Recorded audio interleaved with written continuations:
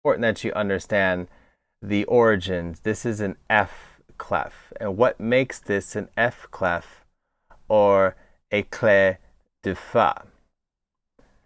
And it is this right here.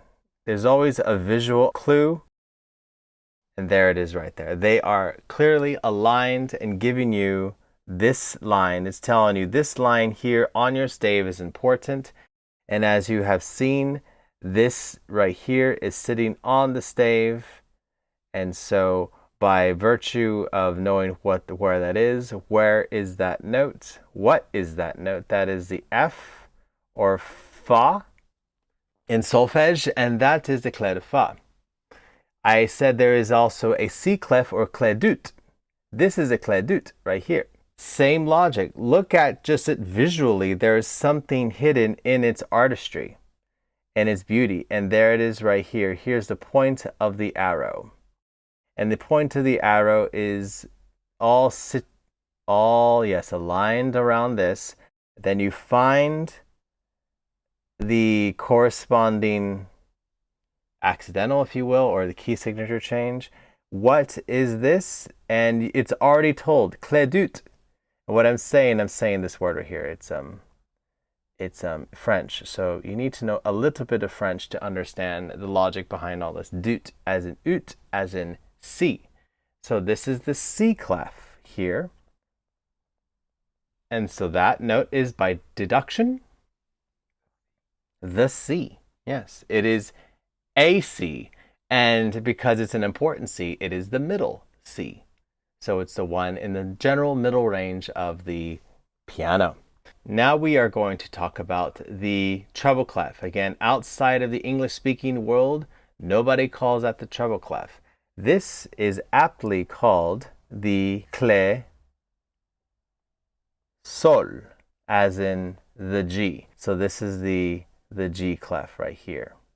Something about this tells you there is a G. So just look at it. Again, there is beauty that there is wonderful, right. And you look for the little crosshairs, and it's even circled. It really is emphasizing what that is.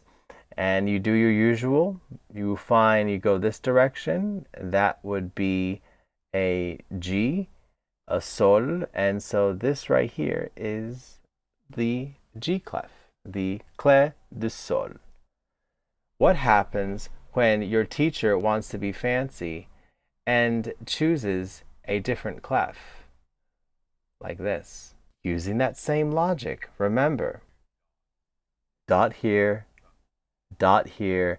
It looks like this is also sort of important. And there's even a circle around it, telling you. So it's have our little nautilus.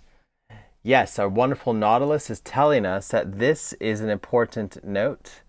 And since it looks very similar to the clef de fa, then this is giving us either a fa, a do, or a sol. And because we are playing the cello, and this is the cello, this is a fa. This is an F. So when you see this beautiful clef, which I use a lot of times, almost exclusively in my scores, this right here is a bass clef. The reason I do that, not to become different or to be cool or vintage, it's a simple fact to make a distinction for my students between the regular F clef for the range of the cello and this clef here, which is an octave lower clef de fa, but for the bass. And because I play an electric cello that has the low notes, these notes here, for instance, this is an open G on my electric cello. This is an F sharp on my C string on my electric cello. And so this is why I choose that clef. Because it's an 8 here, it is an octave lower than what you see. So you will see this note here And you do not play it as if it's like that, like it's on fourth finger on the D string. You play it an octave lower, so that note is down here. For instance, the amount of ledger lines that I would have to write for this note here, that is an octave below the bottom line. Ledger line 1, 2, 3, and here, 3 ledger lines. It's 3 ledger lines below. That is a G. Which is easier to read? This one's easier to read right here.